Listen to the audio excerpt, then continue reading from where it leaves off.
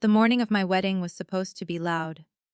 Not the kind of loud that comes from music or traffic, but the warm chaos that happens when a big family gathers for something important.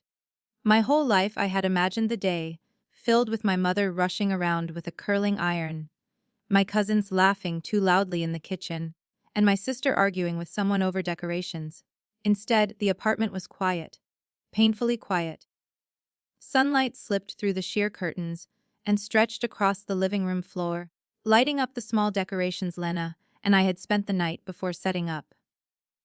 A few white flowers sat in glass jars on the table. My wedding dress hung from the closet door like a silent promise waiting to be fulfilled. But there were no footsteps in the hallway. No excited voices. No one knocking on the door with coffee and hugs. Just silence. I sat on the edge of the couch in my robe, my phone resting in my hand. The screen kept lighting up every few minutes, but none of the notifications were the ones I wanted. Not from my mom. Not from my dad. Not from my sister. Lena stood behind me, gently pinning my hair into place while studying my reflection in the mirror. She had that careful expression she always wore when she was worried about hurting my feelings. "You look amazing," she said softly. I tried to smile. "Thanks." She paused for a second before adding, "Maybe they're just running late." Her voice was hopeful, but not convincing. I checked my phone again. 1:12 a.m. The ceremony was at 11. Even if they left right now, they wouldn't make it. My chest tightened as I scrolled through my messages again.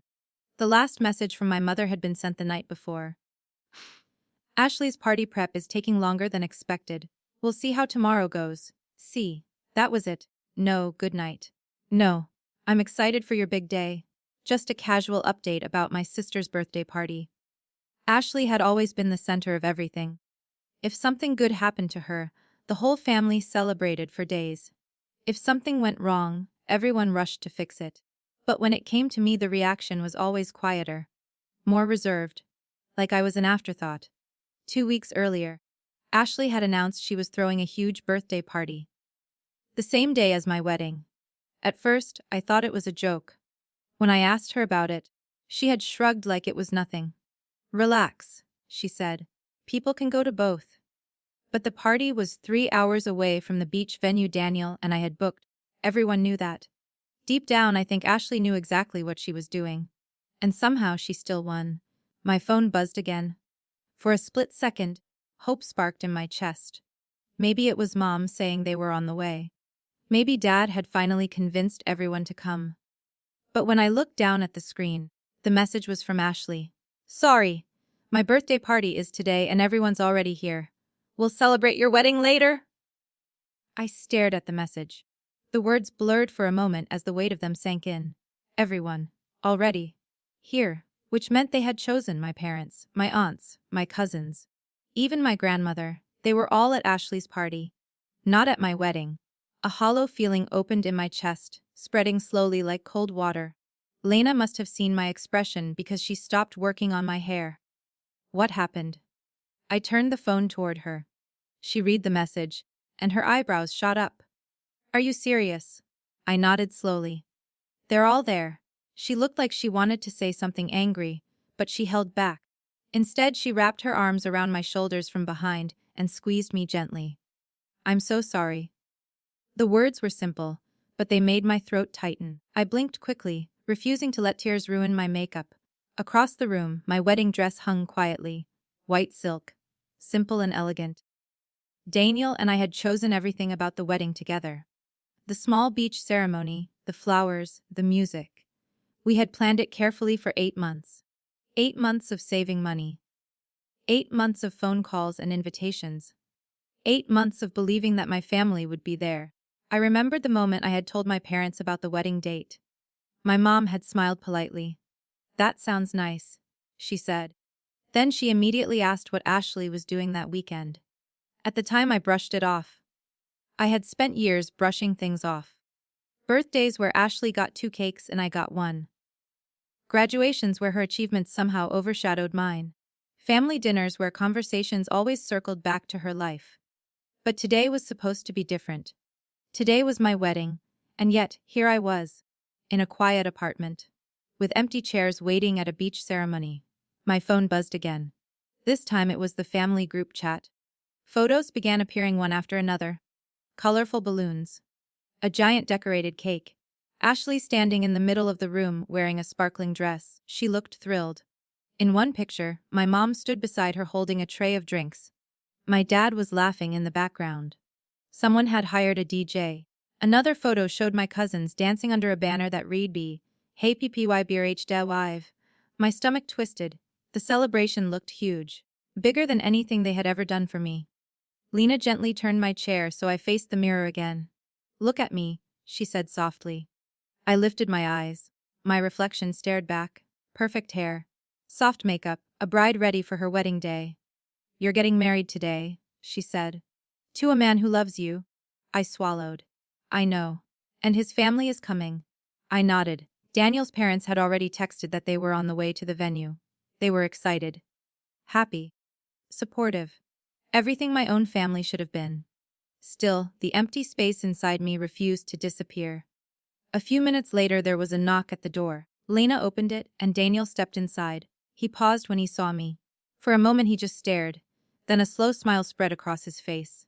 "Wow," he said quietly. The warmth in his voice made my chest tighten again, but this time it wasn't pain. It was something softer. "You look beautiful." I stood up slowly. "You're not supposed to see me yet." He shrugged. I couldn't wait. For a moment neither of us spoke. Then he noticed the tension in the room. "What's wrong?" I hesitated before handing him my phone. He read the message from Ashley. His expression darkened slightly. "They're not coming," I said quietly. The words felt strange leaving my mouth. Final. Real. Daniel looked at me for a long moment.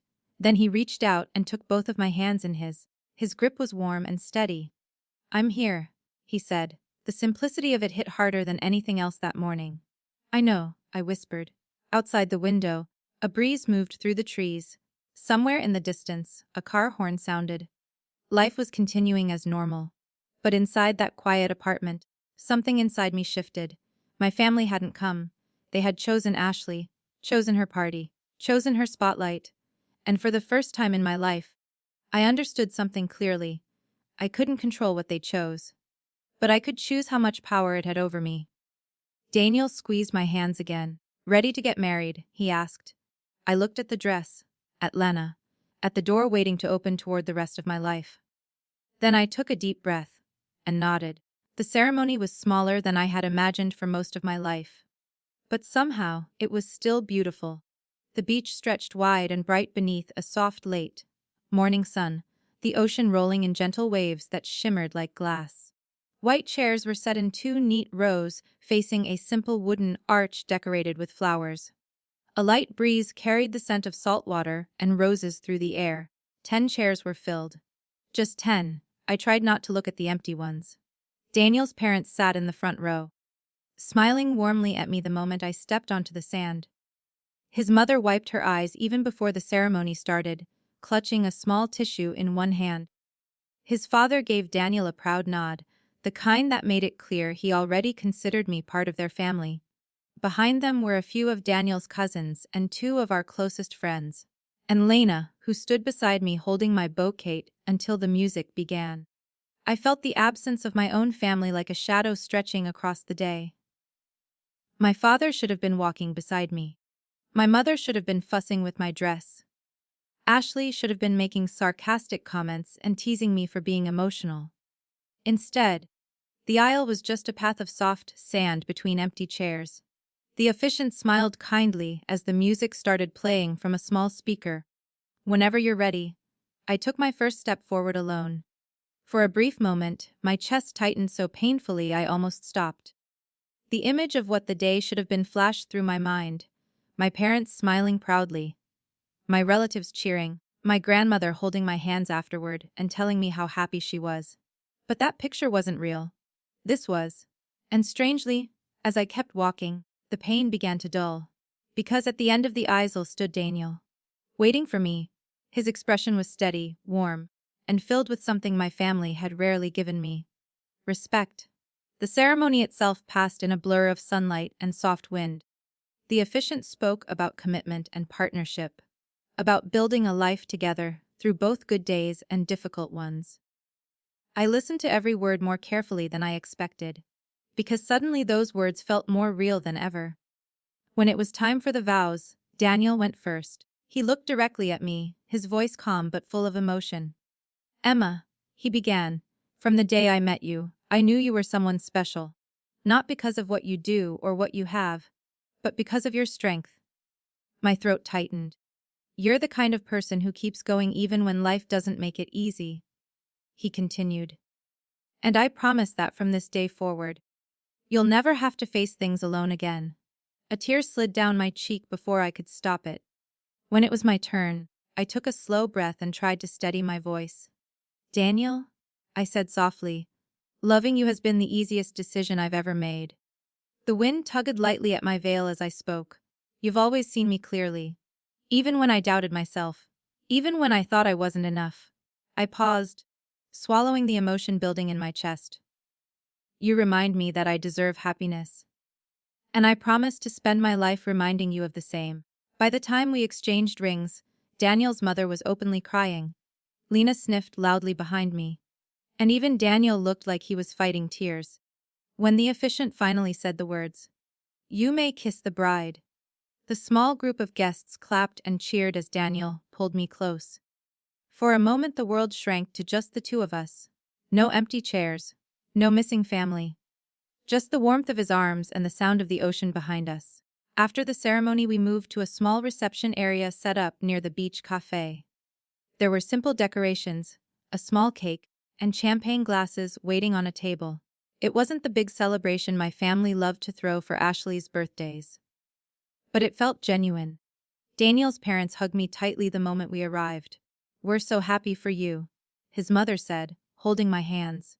"You looked beautiful," his father added with a warm smile.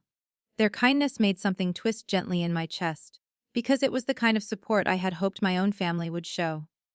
The celebration was relaxed and comfortable. We laughed. We took pictures. Daniel's cousins told embarrassing stories about him from childhood. Lena made a speech about how long she'd been waiting for me to find someone who treated me right. "Emma deserves someone who sees her," she said, raising her glass. Everyone cheered, and for a little while, I allowed myself to enjoy the moment. But eventually, curiosity pulled me back toward my phone. It had been buzzing nonstop inside my purse since the ceremony ended. When I finally stepped aside and opened it, the screen was flooded with notifications. Most of them came from the family group chat. I hesitated before opening it. Then I tapped the message thread. Photos filled the screen immediately. Ashley's party looked massive. The living room in my parents' house had been transformed with colorful decorations and bright lights. Huge balloon arches framed the walls. A DJ booth had been set up in the corner. In one picture, Ashley stood in the center of the room wearing a glittering dress and a crown-shaped tiara. She looked like a celebrity at her own event. My mother stood beside her with one arm wrapped proudly around her shoulders. "Best birthday ever," my mom had written under the photo. My aunt quickly replied, "Ashley deserves it." More messages appeared. Heart emojis. Party gifts. Excited comments. Someone finally asked the question I had been waiting to see. How was Emma's wedding? For a moment my heart lifted slightly. Maybe someone cared. Maybe they would ask why no one had gone. Maybe someone would apologize. But then my mother responded. A laughing emoji appeared, followed by a message. "Oh, she kept it small anyway." The words sat on the screen like a slap. My hands began to tremble. Kept it small, like the empty chairs had been my choice. Like the absence of my family had been intentional. Like my wedding day was just a minor detail compared to Ashley's party. I scrolled further. No one questioned it. No one said they were sorry for missing it. The conversation simply continued with more photos of dancing, drinks, and birthday decorations. As if my wedding had barely existed. A hollow feeling spread through my chest. For years I had tried to earn their attention, tried to be patient, tried to be understanding when Ashley got more praise, more gifts, more focus. I told myself it wasn't personal, that it was just the way my family worked. But standing there on my wedding day, watching them celebrate someone else instead of even acknowledging me, the truth finally became impossible to ignore. They didn't value me the same way. Maybe they never had. And suddenly something inside me shifted. The sadness was still there, but it wasn't the strongest emotion anymore. Something else was rising in its place. Clarity. Daniel walked up beside me a moment later, carrying 2 glasses of champagne. "You disappeared," he said with a small smile. I locked my phone and slipped it back into my purse. "Just checking messages." He handed me a glass. "You okay?" I looked out at the ocean for a moment before answering. "Yes," I said slowly. And surprisingly, it wasn't a lie. Because for the first time in years, I wasn't trying to pretend my family would change. I wasn't waiting for them to suddenly show up and treat me differently. Instead, I was standing beside the one person who had never made me feel invisible. Daniel raised his glass slightly. "To us," he said. I clinked mine gently against his. "To us." And in that quiet moment, surrounded by people who had actually chosen to be there, I realized something important. My family had made their choice, but so had I. And from that day forward, my life wasn't going to revolve around being second place anymore. 3 days after the wedding, Daniel and I were standing in a crowded airport terminal with 2 suitcases and very little sleep. The last 72 hours had been a blur of congratulations, small celebrations with his family, and the quiet exhaustion that follows a wedding day. Even though our ceremony had been small, the emotions behind it had been anything but. I still hadn't heard a real apology from anyone in my family. A few distant relatives had sent short messages like, "Congrats," or "Hope the day went well." But none of them mentioned the empty chairs, or the fact that they had all been at Ashley's party instead. My parents hadn't called at all. Ashley had sent one message the morning after. "Hope the wedding went okay." That was it. No curiosity, no warmth. Just the bare minimum acknowledgement that the event had happened. Oddly enough, I found that the silence bothered me less than I expected. Maybe because the disappointment had already happened. Maybe because I was tired of expecting something different. Daniel squeezed my hand as we stood in the check-in line. "You nervous?" he asked. I glanced up at the departure board towering above us. Flights to cities all over the world flickered across the screen. "I'm mostly confused," I admitted. He laughed quietly. "That's fair. You still haven't told me where we're going." "That's part of the fun." I studied his face carefully. Daniel had always been calm, but today he looked almost excited. Like a kid hiding a secret.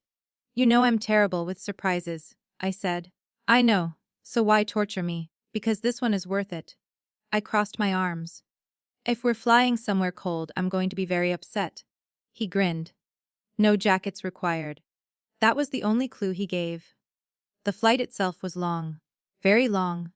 At first I tried to guess the destination based on the flight time, but Daniel kept teasing me with fake answers. France. Hawaii. Warmer? Somewhere in the Caribbean. Warmer? I eventually gave up and watched movies while the hours passed. When the plane finally began its descent, I looked out the window and felt my breath catch. Below us stretched endless blue water. Not the deep navy color of the open ocean, but bright turquoise that glowed under the sunlight. Small islands dotted the surface like green jewels. White sand beaches wrapped around them in perfect curves. My heart started beating faster. "Daniel," I whispered. He smiled. "Look familiar." I turned toward him slowly. "No way." He nodded. "We're in the Maldives." For a moment my brain refused to process the words. The Maldives. The kind of place people saved for years to visit. Crystal, clear lagoons. Private villas standing over the water. The sort of destination that appeared in travel magazines and luxury advertisements. "Daniel, this place is insanely expensive." "I know." "How?" He gently placed a finger against my lips. "Relax."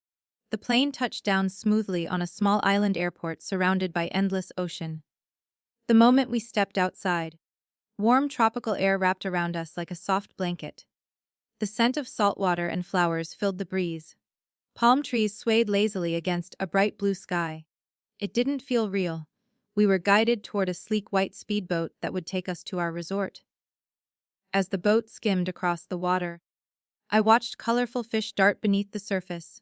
Everything looked like it had been painted by someone who loved bright colors too much. After about 20 minutes, A cluster of elegant overwater villas appeared ahead of us. They stretched across the lagoon on long wooden walkways, each one standing above water so clear you could see straight to the sandy bottom. The boat slowed near a small dock.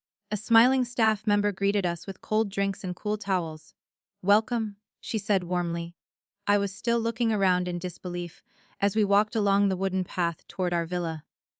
The water beneath us sparkled like glass. Soft waves lapped gently against the posts supporting the walkway. Everywhere I looked, the scenery seemed impossibly perfect. When we reached our villa, the staff member opened the door and stepped aside. "Enjoy your honeymoon." I walked inside slowly. The room was stunning. Wide glass doors opened directly onto a private deck overlooking the ocean. A large bed sat in the center of the room with white curtains draped elegantly around it. Sunlight poured through the windows, making the polished wood floors glow. But the real shock waited outside. I stepped onto the deck and froze. Below me stretched endless turquoise water. A small staircase led directly from the deck down into the lagoon. A hammock hung lazily over the water, and beyond it, the horizon stretched into a perfect blend of sea and sky. My jaw dropped. "Daniel." He leaned casually against the doorframe, watching my reaction with a satisfied smile. "So," he said, "what do you think?" I turned toward him slowly. "This place looks like something billionaires rent." He laughed. "Well, about that?" My eyes narrowed slightly.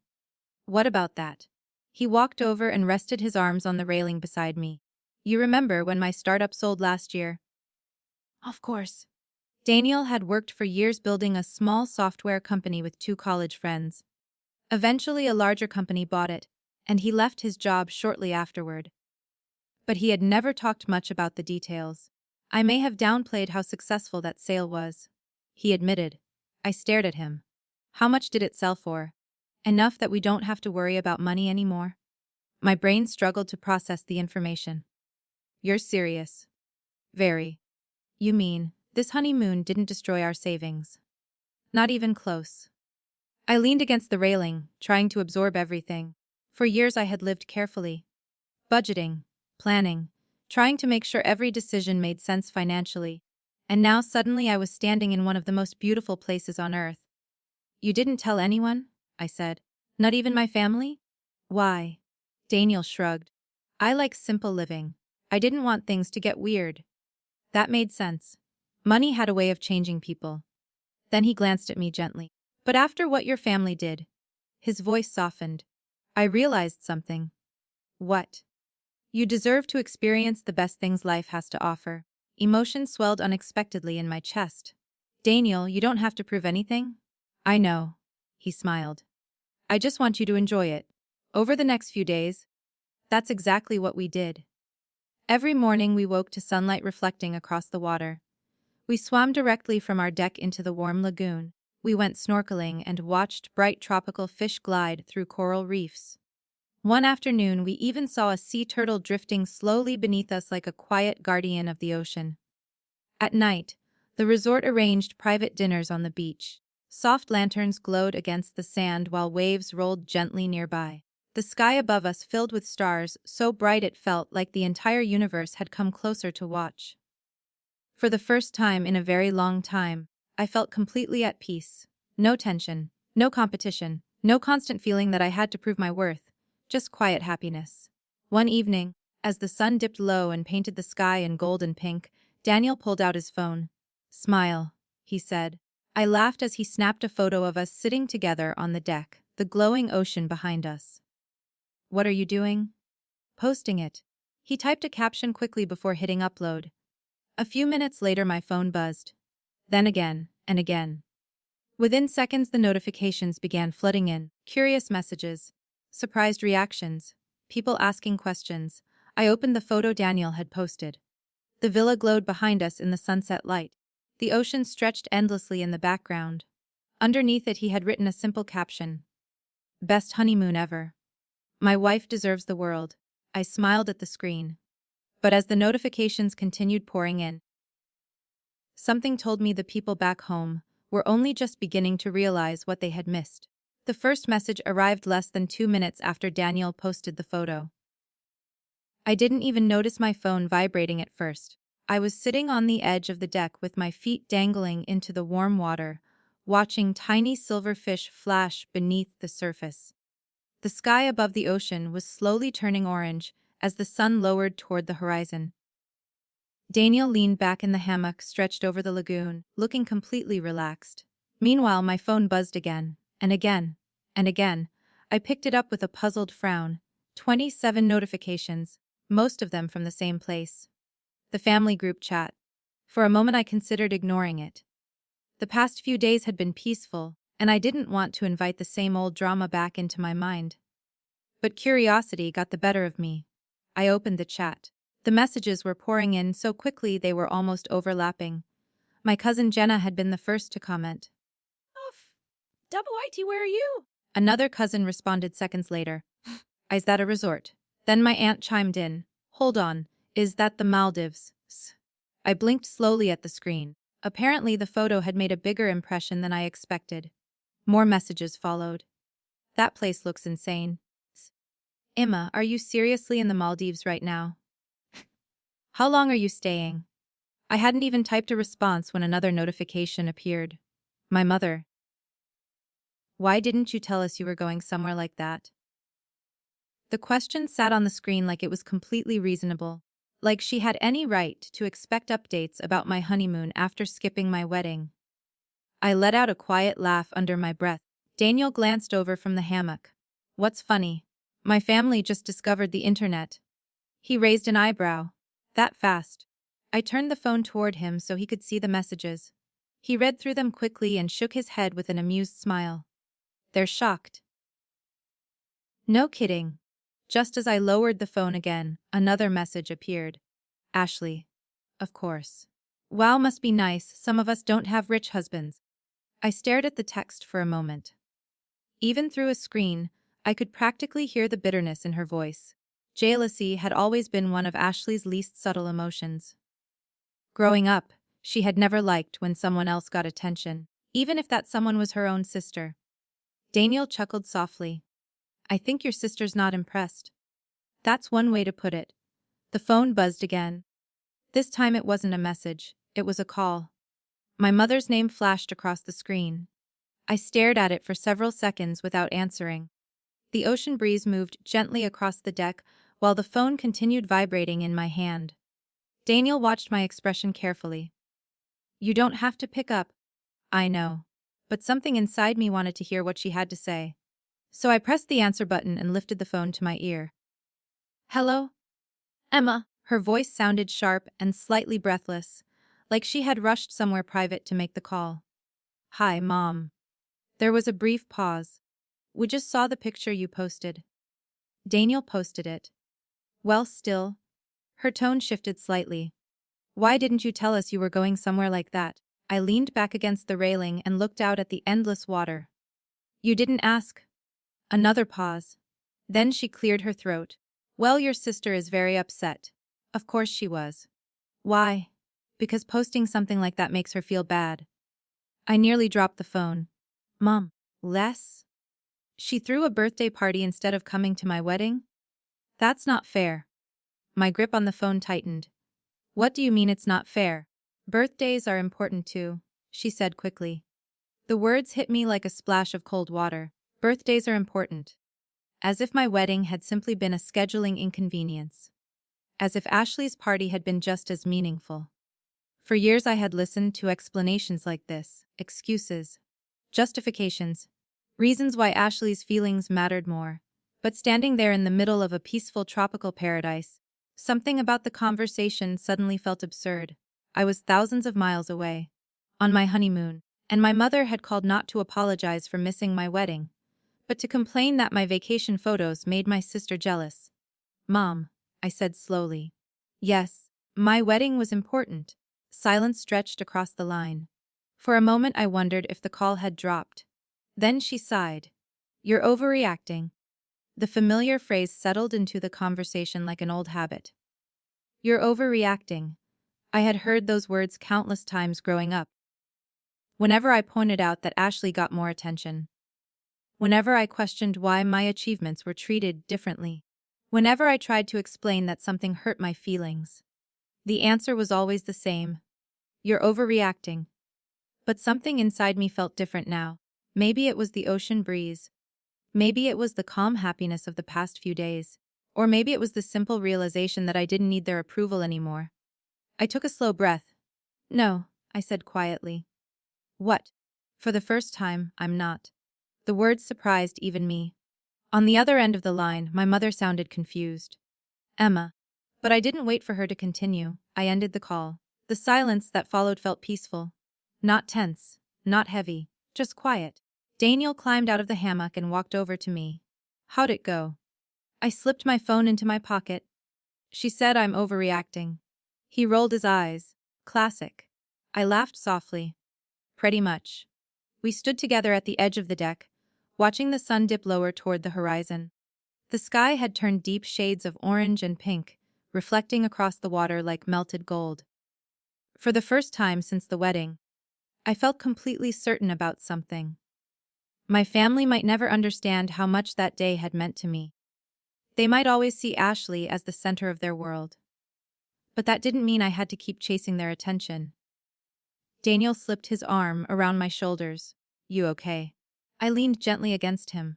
Yeah, sore. Actually, I think I'm better than okay. He smiled. Good. My phone buzzed once more in my pocket.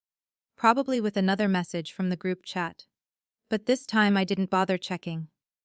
Because the truth was simple.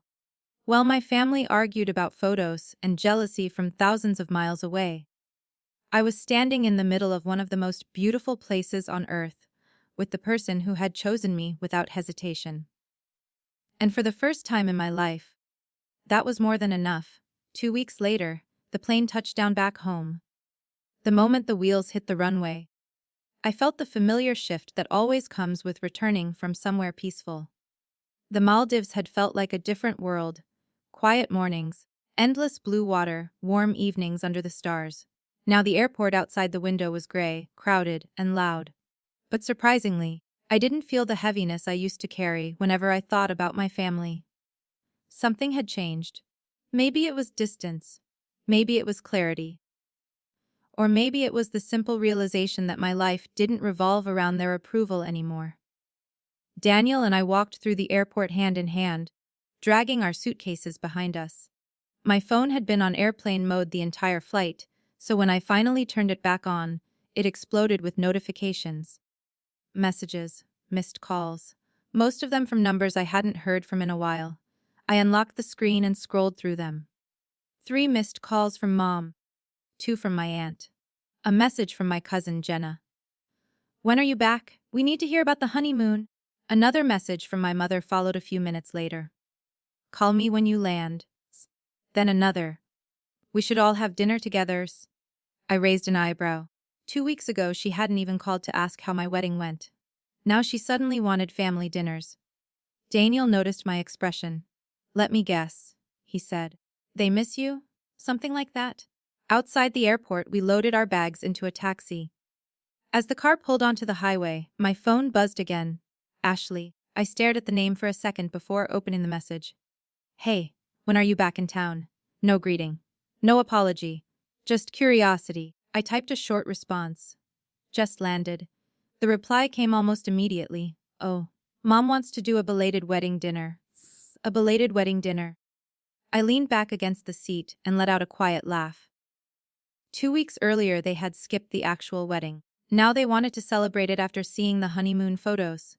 Daniel glanced over. What now? They want a belated wedding dinner. He smirked. Convenient. That's one word for it. When we arrived home later that evening, the apartment felt strangely calm after all the travel.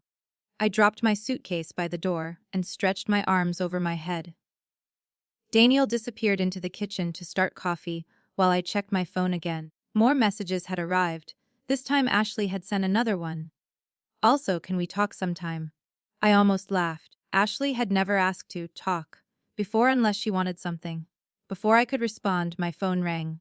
Mom. I hesitated for a moment. Then I answered. Hi, Emma, she said quickly, her voice bright in a way that felt forced. You're back? Just got home. That's great. We've all been talking about getting together. I leaned against the wall near the window. Oh, yes. Your father, and I thought it would be nice to host a dinner for you and Daniel. A pause followed. To celebrate the wedding. The words sounded carefully chosen. Mom, I said calmly. The wedding already happened. Well, yes, but we didn't really get the chance to celebrate properly. You had the chance. You chose Ashley's party. The thought floated through my mind, but I didn't say it out loud. Instead, I asked, why now? Another brief silence. Well, we just thought it would be nice to reconnect. Reconnect. It was an interesting choice of words. For years, my family had treated me like I would always be there no matter what they did. But the moment they realized my life might look different than they expected, suddenly they wanted connection. Daniel walked back into the room and handed me a mug of coffee. I mouthed his mom and rolled my eyes slightly. He chuckled and sat down on the couch. Emma, my mother said through the phone, are you there? I'm here. So what do you think about dinner this weekend? I took a slow sip of coffee. Outside the window, the late afternoon sun was fading behind the buildings. For a moment, I thought about the wedding day. The empty chairs. The photos of Ashley's party filling the group chat. The laughter emoji my mother had used when someone asked about my wedding. Then I thought about the honeymoon. The clear blue water. The quiet dinners with Daniel. The feeling of peace that had slowly replaced the old hurt. My life felt different now. Not because of the money. Not because of the trip. But because I finally understood something important. I didn't have to keep chasing people who never chose me first. Emma, my mother prompted again. I smiled slightly. We're busy. The line went quiet. Busy with what? I glanced over at Daniel, who raised his eyebrows curiously. Then I answered honestly. Living our life. Another long silence filled the phone call. Finally my mother sighed. Well, let us know when you're free. I will. But I didn't promise when. After I hung up, Daniel leaned forward. So, they want to reconnect. And I took another sip of coffee. And we're busy? He laughed softly. I like that answer. For the next few days the messages continued. Ashley asked again if we could meet. My aunt sent a long text about how families should stay close. Even my grandmother left a voicemail saying she missed me. But something had shifted inside me. The old pressure, the feeling that I had to fix things, that I had to make everyone happy, was gone. For the first time in my life, I felt calm about keeping my distance. One evening Daniel and I were sitting on the balcony, watching the sunset, when my phone buzzed again. Another message from the family group chat. Someone had posted an old photo from Ashley's party. The same decorations.